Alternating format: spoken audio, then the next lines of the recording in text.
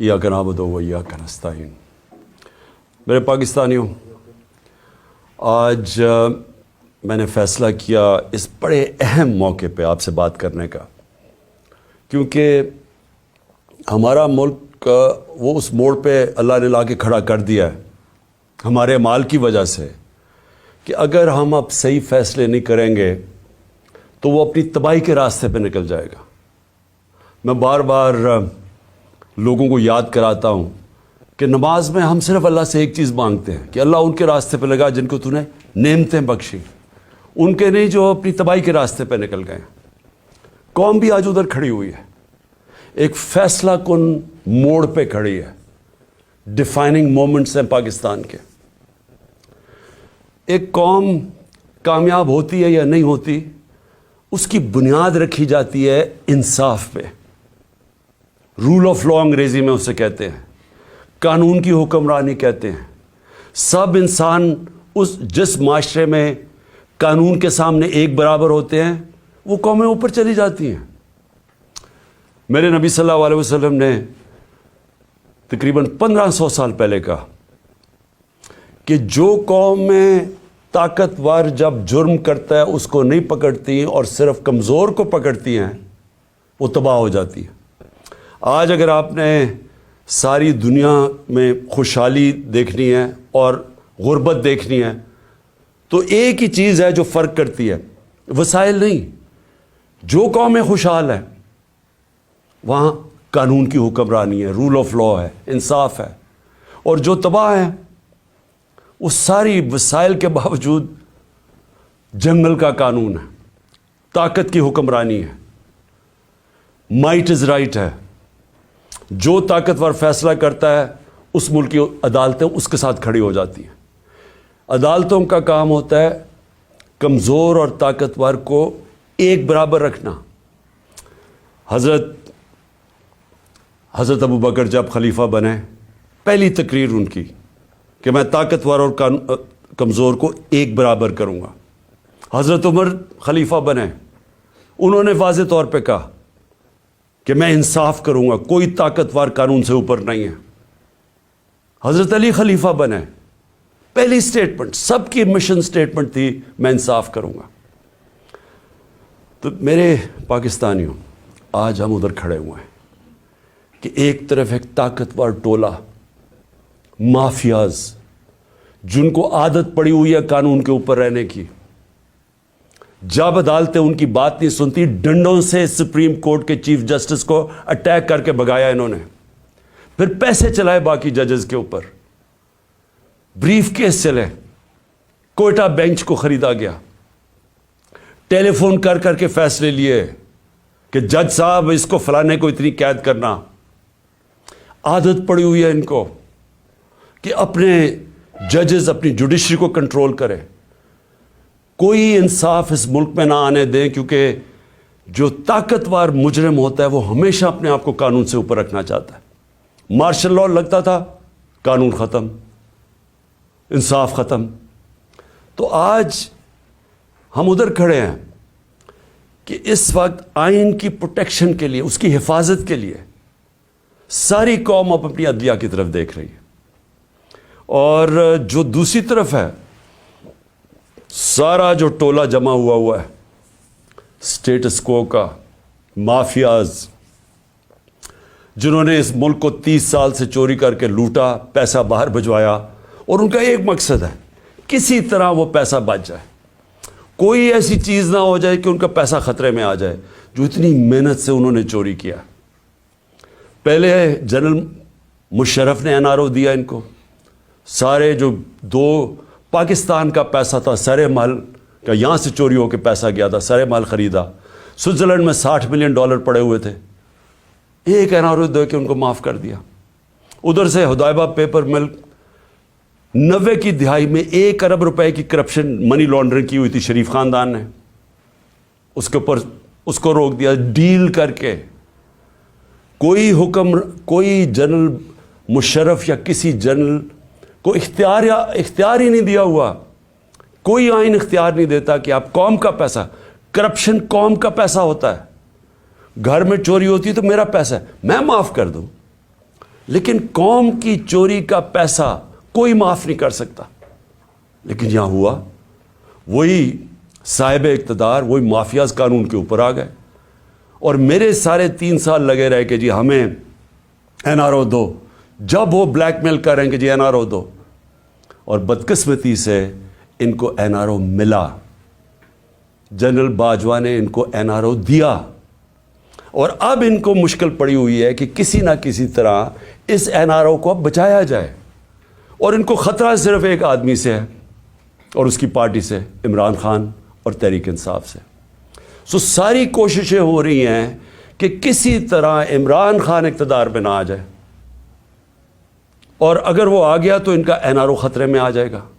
اپنی ذات کو بچانے کے لیے ملک کو تباہی کی طرف لے کے جا رہے ہیں, صرف اور صرف ذاتی مفادات کے لیے. یہ جو سارا ٹولہ کھڑا ہوا ہے اور ان کے پیچھے جو لوگ ہیں وہ صرف ذات کے لیے اس ملک کو آج ادھر لا کے انہوں نے کھڑا کر دیا. اور وہ میں بتاؤں گا کہ ہم کھڑے کدھر ہیں آج. مجھے افسوس سے کہنا پڑتا ہے کہ ہمیں پتہ تھا یہ ہونا ہے. یہ ساروں کو نظر آ رہا تھا کہ یہ آئیں گے, ان کا کوئی مقصد پاکستان کی بہتری نہیں ہے. نہیں تو 30 سال ان دونوں خاندانوں نے باریاں لی ہیں, پاکستان تو بنگلہ دیش کے بھی پیچھے چلا گیا. تو اب انہوں نے کیسے ٹھیک کرنا تھا؟ تو سب کو پتا تھا یہ کیوں آ رہے ہیں, اور ان کو اوپر جب مسلط کیا گیا, اور اس کے اوپر میں بعد میں آتا ہوں. تو میں آج پہلے تو اپنی عدلیہ کو اپنی قوم کی طرف سے خراج تحسین پیش کرتا ہوں کہ ہماری ساری امیدیں اب پاکستان کی عدلیہ سے ہیں. بدقسمتی سے ماضی میں ہماری جو عدلیہ کا رول رہا ہے, مجھے افسوس سے کہنا پڑتا ہے کہ وہ طاقتور کے ساتھ کھڑی ہو جاتی تھی. انہوں نے کمزور کا ساتھ نہیں دیا. انہوں نے ہمیشہ وہ جو نظریہ ضرورت, ڈاکٹرن آف نیسیسٹی, اس کے تحت انہوں نے بدقسمتی سے ہماری جمہوریت کو بھی نقصان پہنچایا. کہ جدھر رول آف لاء نہیں ہے, جدھر قانون کی حکمرانی نہیں ہے, وہاں جمہوریت نہیں ہے. کوئی یہ نہ سمجھے کہ جدھر جنگل کا قانون ہے وہاں جمہوریت آئے گی. ہو ہی نہیں سکتا. الیکشن تو ساری دنیا میں ہوتے ہیں.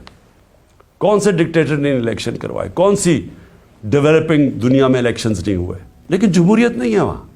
کیونکہ جمہوریت تو آتی تب ہے جب رول آف لاء ہو, اور رول آف لاء آنے ہی نہیں دیا. یہاں مارشل لاء لگتا تھا, ویسے ہی ڈاکٹرن آف نیسیسٹی, نظریہ ضرورت آ جاتی تھی.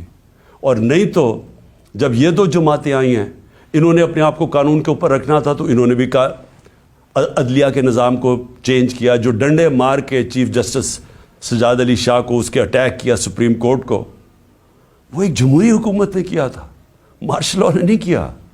ان کو اتنا خوف تھا آزاد عدلیہ سے, کیونکہ یہ جب چوری کرتے ہیں تو یہ دیکھ ہی نہیں سکتے کہ اس ملک کی عدلیہ آزاد ہو جائے, کیونکہ چوری پکڑی جائے گی.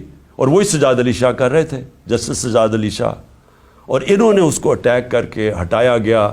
ججز خریدے, بغاوت کروائی سپریم کورٹ میں, صرف اپنی چوری بچانے کے لیے. اور آج بھی ہم وہاں کھڑے ہیں کہ یہ پورا ہماری عدلیہ کے اوپر زور لگا رہے ہیں. ہر قسم کا اب یہ بلیک میل کریں گے, ہر قسم کی ان کی ایک ہی کوشش ہوگی کہ پاکستان کی عدلیہ پھر ان طاقتور کا, ان چوروں کا ساتھ دے. اور اس کے لیے بلیک میل کر رہے ہیں. اور ہر قسم کی, میں اپنی قوم کو کہنا چاہتا ہوں, تیاری کریں آپ. انہوں نے ہر قسم کا پریشر ڈالنا ہے عدلیہ پہ, جو انہوں نے ماضی میں کیا ہے. اور انہوں نے ہر قسم کی کوشش کرنی ہے کہ پاکستان کا آئین جو واضح طریقے سے کہتا ہے کہ 90 دن کے آگے الیکشن نہیں جا سکتی.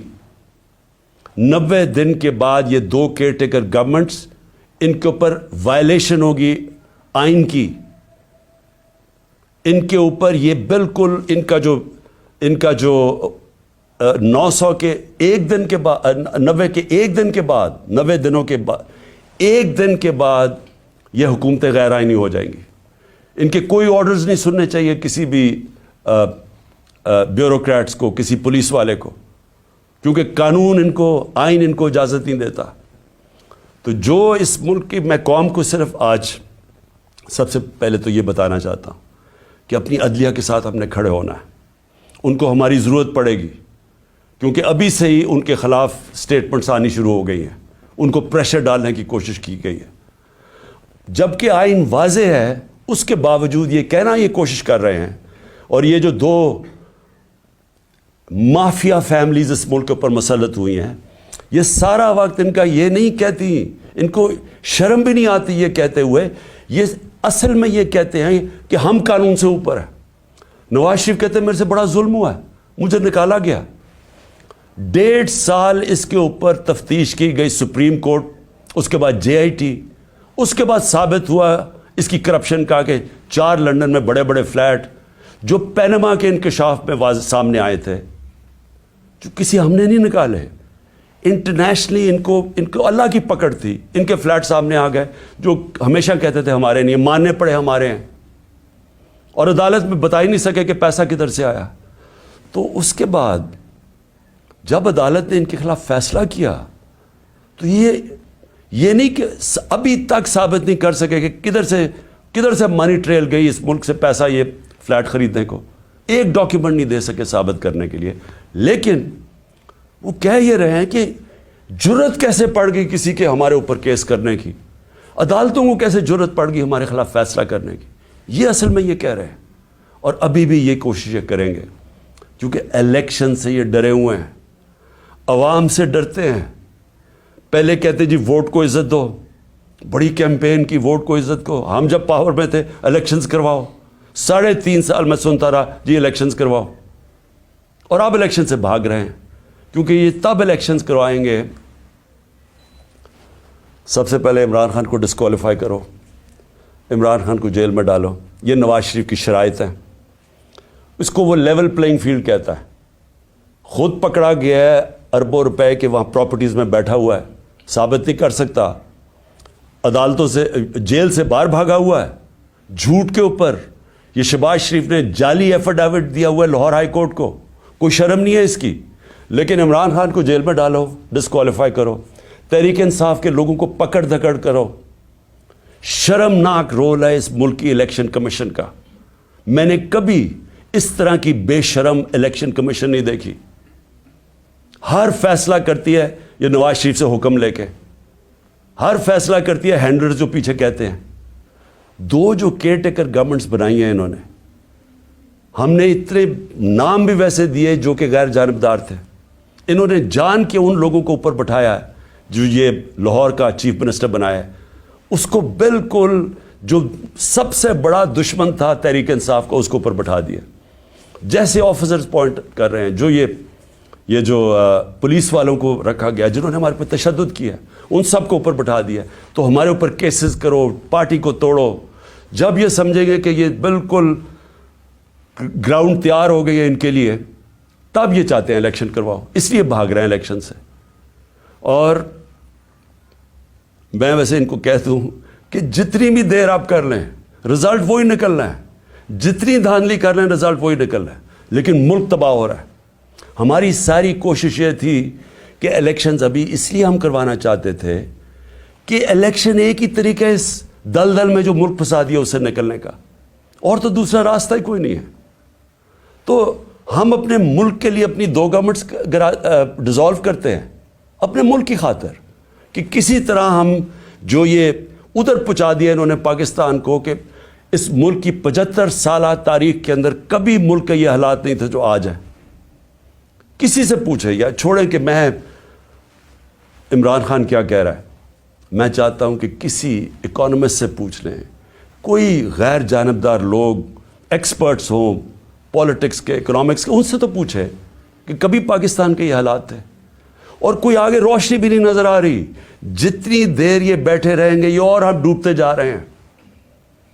میرے پاس اعداد و شمار ہیں, میں یہ پھر سے اپنی قوم کو بتانا چاہتا ہوں کہ یہ جو حالات آج ہیں, کیسے اس ملک کا تنخواہ دار طبقہ اب گزارا کرے گا. اور ابھی شروعات ہیں, ابھی جو IMF کے ساتھ انہوں نے طے کیے کنڈیشنز, اس کے بعد جو اب لہر آنے لگی ہے مہنگائی کی, کیسے, میں تو ابھی بتاؤں گا جو آج حالات ہیں, ابھی مزید جو آگے ہوں گے وہ کیسے وہ برداشت کریں گے وہ لوگ.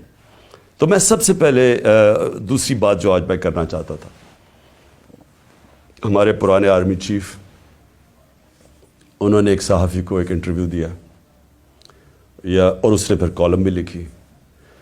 اس میں اس نے 2-3 چیزیں ایسے کہیں, تو میں صرف ان کے اوپر بات کرنا چاہتا ہوں کہ اگر ہمارے ملک نے اب اس دلدل سے نکلنا ہے تو پاکستان کو ایسے ہمیں چلانا پڑے گا جو اب تک ہم نہیں چلا پا رہے, اور اس کے لیے سب سے پہلی چیز ہوگی رول آف لا. جب تک ہم سب کو قانون کے نیچے نہیں رکھتے, جب تک آئین کے دائرے میں رہ کے ادارے اور لوگ کام نہیں کرتے, اس سے اب ہم نہیں نکل سکتے. میں پھر سے کہہ رہا ہوں, ایک ہے نعمتوں کا راستہ, وہ بالکل مختلف ہے. ایک ہے تباہی کا راستہ, اس طرف ہم نکلے ہوئے ہیں. تو یہ جو آرمی چیف نے, ایکس آرمی چیف نے باتیں کی, سب سے پہلے تو مجھے حیرت ہوئی کہ اس نے کہا جی عمران خان ملک کو تباہی کی طرف لے کے جا رہا تھا. میں نے عمران خان سے ملک کو بچانا تھا تو تسلیم کر لیا کہ اس نے فیصلہ کیا تھا گورنمنٹ گرانے کا, جو میں اور ساری قوم کو ویسے ہی پتہ ہے. لوگوں کو تو اب سوشل میڈیا کا زمانہ ہے, وہ آخری رات جس دن وہ میں نے کہا تھا کہ کوئی رہ تو نہیں گیا, تو اس دن رات کو تو سب قوم کو پتہ چل گیا تھا کہ کون تھا پیچھے اس کے. وہ ارشد شریف شہید نے بڑی زبردست بات کی, وہ کون تھا, تو سب کو پتہ تھا وہ کون تھا. لیکن یہ نہیں میں سوچ رہا تھا کہ وہ تسلیم ہی کر جائے گا کہ وہ میں تھا. اور اس نے کہا کہ بڑے برے حالات تھے پاکستان کے اور تباہی کی طرف جا رہا تھا. تو پہلے تو اس نے اکانومی کی طرف کہا, پھر اس نے فورن پالیسی کی طرف کہا کہ امریکہ بڑا ناراض تھا, امریکہ خوش نہیں تھا عمران خان سے, اور فورن پالیسی کا بھی وہ ایکسپرٹ تھا. پھر اس نے سیاست کی بھی کوئی باتیں کی, بڑا لمبی بات چیت کی. پھر وہ شوکت ترین کے اوپر کہہ دیا کہ اس نے اکانومی تباہ کر دی. تو اکانومی کا بھی ایکسپرٹ, پالیٹکس کا بھی ایکسپرٹ, فورن پالیسی کا بھی ایکسپرٹ وہ. دیکھیں یہ آگے جو میں اب ملک کو آگے کا سوچ رہا ہوں نا کہ ملک آگے کیسے بڑھے گا. دیکھیں یہ ایک آدمی کے پاس جب اتنی زیادہ پاور آ جاتی ہے, جو پاور اس جنرل باجوہ کے پاس تھی کہ سپر کنگ تھا, سب کے اوپر بیٹھا ہوا تھا, سارے فیصلے اس کے. گورنمنٹ تب تک ٹھیک, یعنی گورنمنٹ کے کام تب تک ہوتے تھے جب تک جنرل باجوہ فیصلہ کرے کہ ہاں یہ ٹھیک ہے. لیکن اگر میں عمران خان کہہ رہے کہ اس ملک میں احتساب ہونا چاہیے, جو 30 سال سے ملک کو چوری کر رہے تھے, جن کے پرانے کیسز بنے ہوئے ہیں, سوائے شہباز شریف کے 2 TT کیس اور وہ جو اس کا FIA میں مقصود چپڑاسی والا کیس تھا 16 ارب کا, اور TT کا 8 ارب, جو اوپن اینڈ شٹ کیسز تھے, ان کے علاوہ تو سارے پرانے کیسز تھے. لیکن جب باجوہ صاحب نے فیصلہ کر لیا کہ احتساب نہیں ہوگا, تو احتساب نہیں ہو سکتا, کیونکہ اس نے اس پہ تسلیم بھی کر دیا کہ نیب کو بھی وہ کنٹرول کرتے تھے. سو نیب بھی ان کے ہاتھ میں تھی, تو اکاؤنٹیبلٹی اگر وہ نہیں فیصلہ کرتے تو نہیں ہو سکتی, کیونکہ سپر کنگ ہیں وہاں بیٹھے ہوئے. اس سے کیا چیز سامنے آئی کہ ایک آدمی کو جب اتنی زیادہ پاور مل جائے, لیکن اس کو کوئی پوچھنے والا نہیں ہے, کوئی چیک نہیں کر سکتا. تنقید تو عمران خان کی ہوتی تھی ہر دوسرے دن, ہر روز ٹی وی پہ گالیاں سن رہا ہوں, تنقید ہو رہی ہے. پنچنگ بیگ تو میں تھا, پاور وہ لے کے بیٹھے تھے. فیصلہ جو کرنا ہے وہ, اگر وہ فیصلہ میں کوئی پالیسی وہ مانتے تھے تو وہ ہو جاتی تھی. اور خوش قسمتی سے کرونا کے اوپر ہم ایک پیج پہ آ گئے, کیونکہ ہم نے بڑا فیصلہ کیا کہ سمارٹ لاک ڈاؤن ہونا. ہم اپنے لوگوں کو تباہی میں نہیں ڈالنے لگے, کیونکہ غریب نے کچھ نہیں جانا تھا. اگر ہم لاک ڈاؤن کر دیتے غریب نے مر جانا تھا. تو ہم نے بڑا فیصلہ کیا تھا, تو اس میں انہوں نے سپورٹ کی, تو وہ تو ٹھیک چلتا گیا, بلکہ بڑا اچھا کام ہوا. اور بھی کام تھے. میں بار بار کہتا ہوں کہ بڑا ایشو بن سکتا ہے پولیو کا پاکستان میں, اس کے اندر بارڈر ایریاز میں بہت مدد کی انہوں نے. پھر ٹڈی کا آ گیا تھا, وہ جو لوکسٹ کا تھا, مدد کی اس میں. لیکن جدھر فیصلہ کیا کہ احتساب نہیں ہونا, اور ان کے فیورٹ شہباز شریف تھا, آپ شہباز شریف کو کچھ نہیں کر سکتے تھے. اس کا جج کبھی آ جاتا تھا, ہم بھی حیران کہ کبھی آج جج بینچ ٹوٹ گیا تو پتہ ہی کچھ ہو گیا ہے, پھر شہباز کی کمر ٹھیک نہیں ہے, ओपन एंड शट केस हम नहीं पकड़ सके, और उसको फैसला किया हुआ था कि प्राइम मिनिस्टर बनाना है, और फैसला काफ़ी पहले का हो गया था। कहने का मेरा मकसद ये है कि आज जिधर पाकिस्तान खड़ा है, जिम्मेदार तो वो आदमी है जिसने ये फैसला किया कि अब गवर्नमेंट गिरानी है, इमरान बड़ा ख़तरनाक है। लेकिन कौम आज सारा उस फैसले की, कौम जो तबाही हुई है मुल्क के अंदर, अब कौम उसका बोझ बर्दाश्त कर सकती है? तो कोई पूछने वाला नहीं है, कोई इंक्वायरी नहीं होगी कि किस तरह फैसला किया।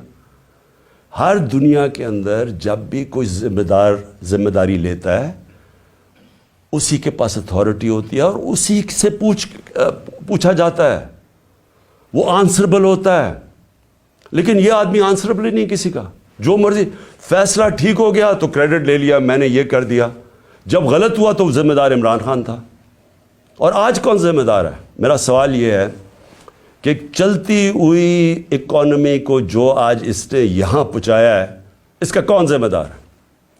ये कहते हैं ना जी कि बड़े बुरे हालात थे। मैं आपको IMF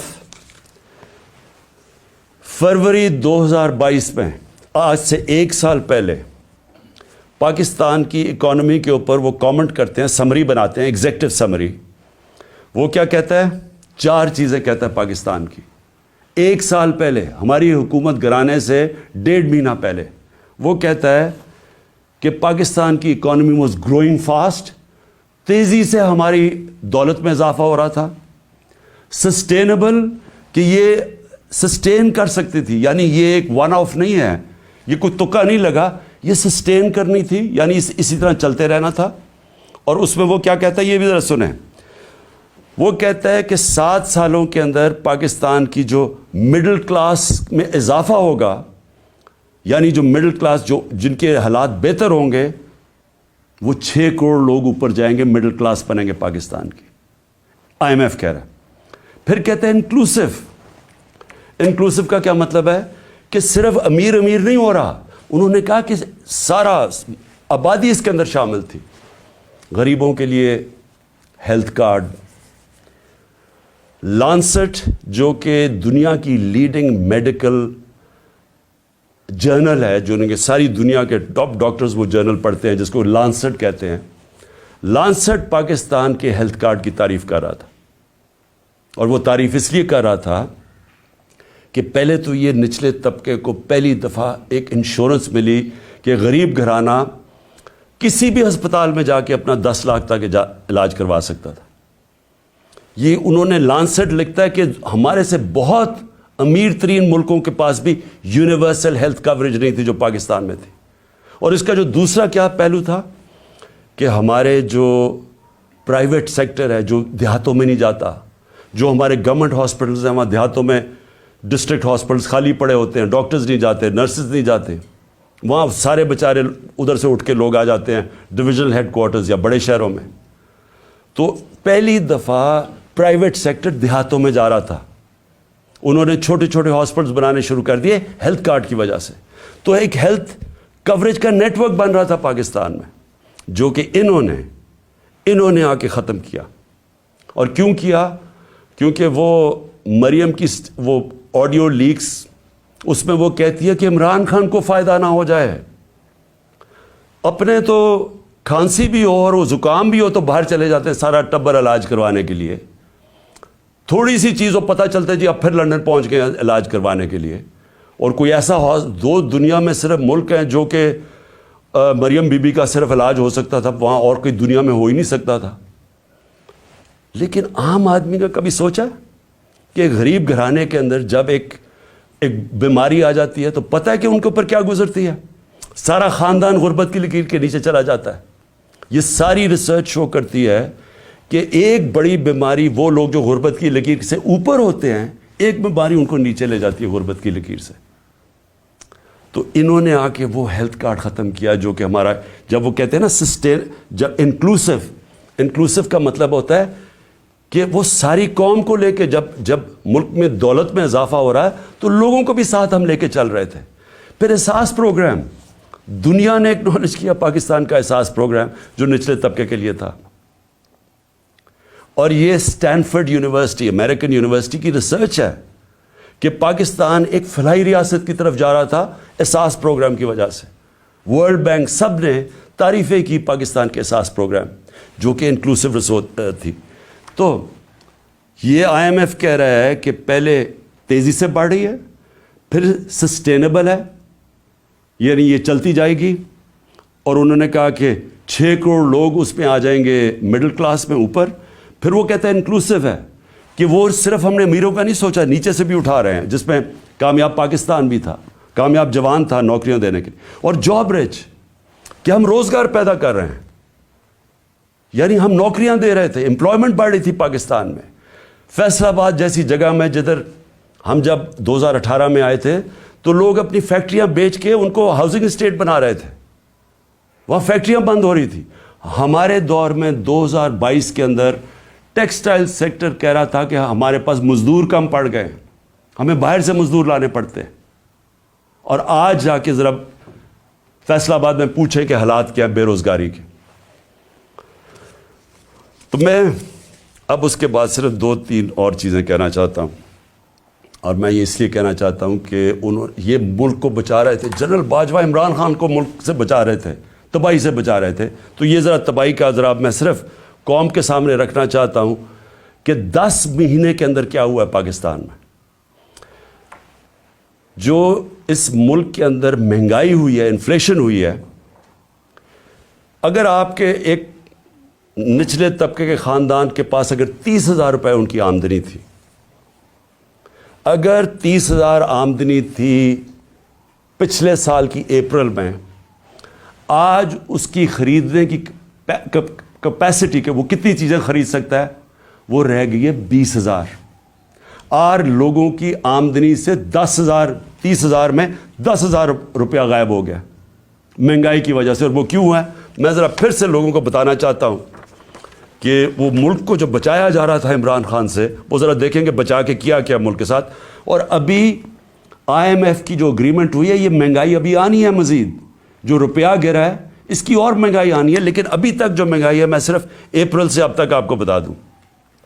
آٹا, بنیادی چیز جو ایک انسان استعمال کرتا ہے, عام آدمی, 1170 روپیہ تھا 20 kg آٹا ہمارے دور پہ. آج وہ چلا گیا 2400 پہ, دگنا ہو گیا.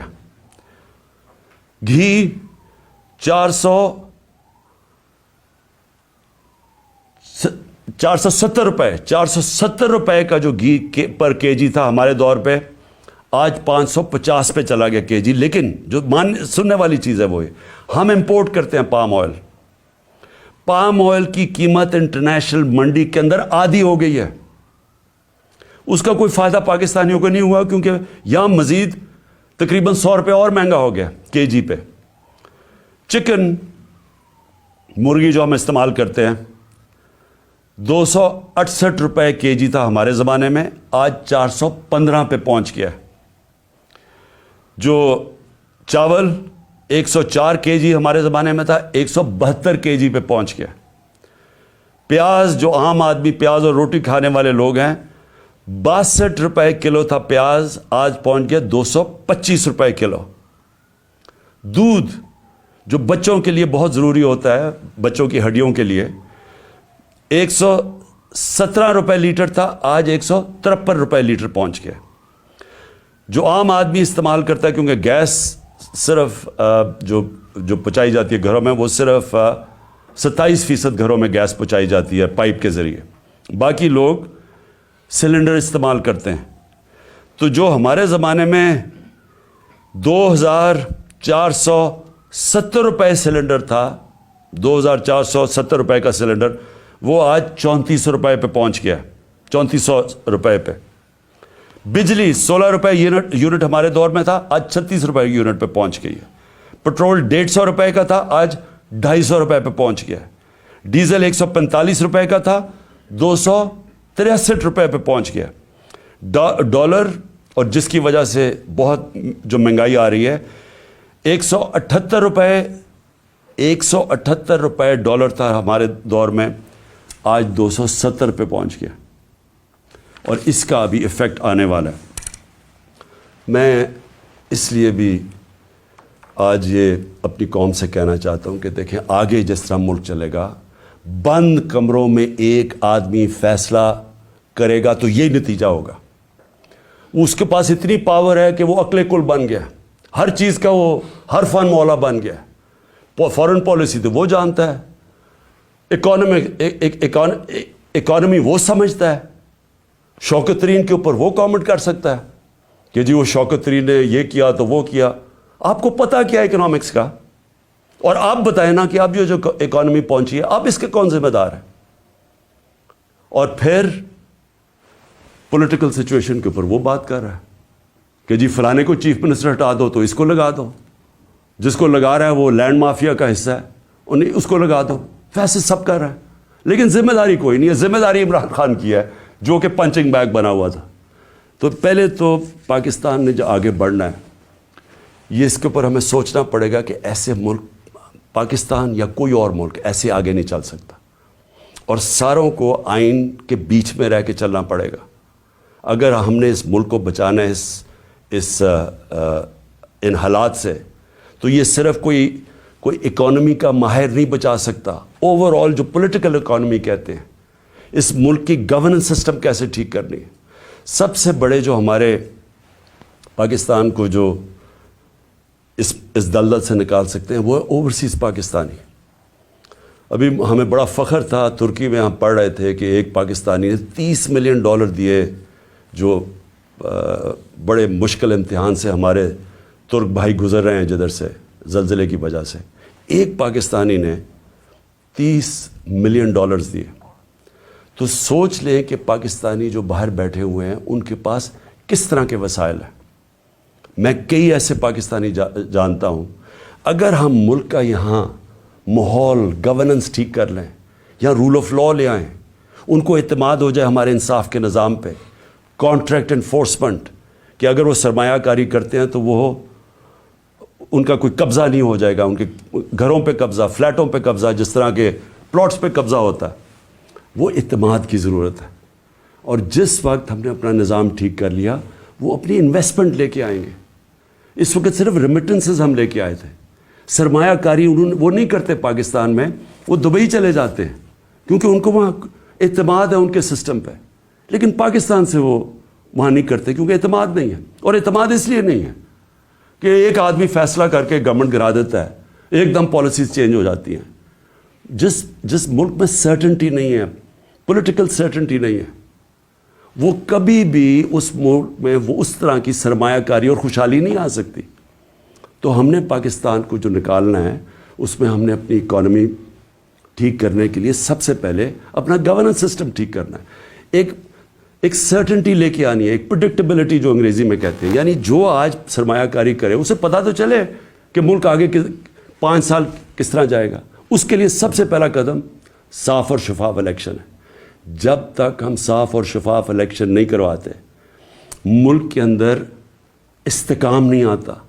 جب تک پولیٹیکل سٹیبلٹی نہیں آتی اکانومی سٹیبلائز نہیں کرتی. اور کوئی مجھے آج بتا دے کہ اس کے علاوہ کوئی حل ہے. ہمارا مسئلہ یہ ہے کہ ہمارا پالا پڑا ہوا ان لوگوں سے جو ملک کا نہیں سوچ رہے. ان کے پیسے باہر پڑے ہیں، ان کی اربوں ڈالر باہر پڑے ہیں. ان کو کوئی فکر نہیں ہے کہ اگر پاکستان نیچے جاتا ہے تو ان کو کوئی نقصان نہیں ہوتا کیونکہ ان کے ڈالر تو اوپر جا رہے ہیں روپے کے مقابلے میں، ان کو کوئی فرق نہیں پڑتا. لیکن جن پاکستانیوں کا جینا مرنا پاکستان میں ہے ان کو بڑا فکر کرنی چاہیے آج کہ اس وقت ہم جدھر کھڑے ہیں یہ ہمارے ان پالیسیز اور ان لوگوں نے مافیاز اپنی چوری بچاتے بچاتے ہمیں گھٹنوں پہ یہ لے آئے. ہمارے پاس اب بارگننگ پاور ہی نہیں رہ گئی، ہمارے پاس وہ طاقت ہی نہیں رہ گئی کہ ہم کہیں کہ جی IMF کو کہیں یہ چیز ہم مانتے یہ نہیں مانتے. کیونکہ ہم تو بالکل ادھر پہنچ گئے ہیں کہ انہوں نے پہلے کہا جی ہم IMF کو یہ کر دیں گے، ہم ڈالر 200 سے نیچے لے آئیں گے روپیہ. اور آج کدھر پہنچ گئے ہیں؟ کیونکہ ان کے پاس کوئی روڈ میپ نہیں ہے. روڈ میپ ہے وہ شروع ہوگا صاف اور شفاف الیکشن سے، جس سے یہ لوگ بھاگ رہے ہیں اور ان کے پیچھے جو لوگ بیٹھے ہیں وہ بھی اپنے مفادات کے لیے اس سے بچ رہے ہیں. قوم کو میں آج کہنا چاہتا ہوں کہ دیکھیں یہ اصل میں حقیقی آزادی کی ہماری جدوجہد ہے. ہم اپنے ملک کو قانون انصاف دے کے فنڈامنٹل لوگوں کو رائٹس دے کے رول آف لا کر کے آزاد کرنا چاہتے ہیں. وہ آزادی تو آتی ہے انصاف سے, اور وہ تب ہوگی جب ہم سب جد و جہد کے لیے تیار ہوں. میں نے جو جیل بھرو تحریک ہے اس کی میں پوری تیاری کر رہا ہوں, اور مجھے خوشی ہے کہ بڑے لوگ رجسٹر کر رہے ہیں اس میں میری انتظار کریں, میں چند روزوں میں یہ اعلان کروں گا, کیونکہ ہم یہ سسٹم دو طرح ہیں, توڑ پھوڑ کر دیں, سڑکوں پہ نکل جائیں, انتشار پھیلا دیں, ہم کر سکتے ہیں. سب سے زیادہ اسٹریٹ پاور ہمارے پاس ہے, لیکن ملک یہ برداشت نہیں کر سکتا. اس لیے یہ پرامن طریقے کا احتجاج ہے جیل بھرو تحریک. ہمیں جو سارا وقت ڈراتے رہتے ہیں, جی آج اس کو پکڑ لیا, شوکت ترین کے وارنٹ نکل گئے, کبھی وہ عثمان ڈار کے پیچھے پڑ گئے, جو بولنے والا اس کے پیچھے پڑ گئے, صحافیوں کو ڈرا رہے ہیں, دھمکا رہے ہیں, لوگ یہاں سے باہر بھاگے ہوئے ہیں. معین پیرزادہ وہ باہر بھاگا ہوا ہے, وہ دوسرا ارشد شریف سے جو ہوا, جو ابھی بھی جو سٹریس ڈالتے ہیں کہ تھوڑی سی ادھر سے لائن کراس کر کے آپ یہ تنقید نہیں کر سکتے. یہ اگر تنقید ہوتی تو جنرل باجوہ یہ ظلم نہ کر سکتا پاکستان پہ, اس کے اوپر تنقید ہی نہیں الاؤڈ تھی. پنچنگ بیگ تو ہم بیٹھے ہوئے تھے, وہ جو مرضی کرتا, کوئی پوچھنے والا ہی نہیں تھا. اس لیے اس ملک کے لیے, حقیقی آزادی کے لیے ہم سب کو جد و جہد کے لیے اب تیار رہنا پڑے گا. میں آج سارے اپنے پاکستانیوں کو آخر میں کہہ رہا ہوں, جو نوجوان یہ سوچ رہے ہیں ملک چھوڑ کے جانے کا, آپ سب کو کہہ رہا ہوں, دیکھیں بھاگنے کی کوئی جگہ نہیں ہے. جو قومیں جب تک اپنی آزادی کے لیے نہیں لڑتی, جد و جہد نہیں کرتی, کوئی ان کو آزادی نہیں دیتا. زنجیریں گرتی نہیں ہیں, توڑنی پڑتی ہیں. ہم سب کو تیاری کرنی چاہیے, اور میں پھر سے اپنے ساری پارٹی کو, پاکستانیوں کو کہنا چاہتا ہوں, تیاری کریں جیل بھرو تحریک کی. انشاءاللہ میں چند دنوں میں اس کی اناؤنسمنٹ کروں گا. پاکستان زندہ باد.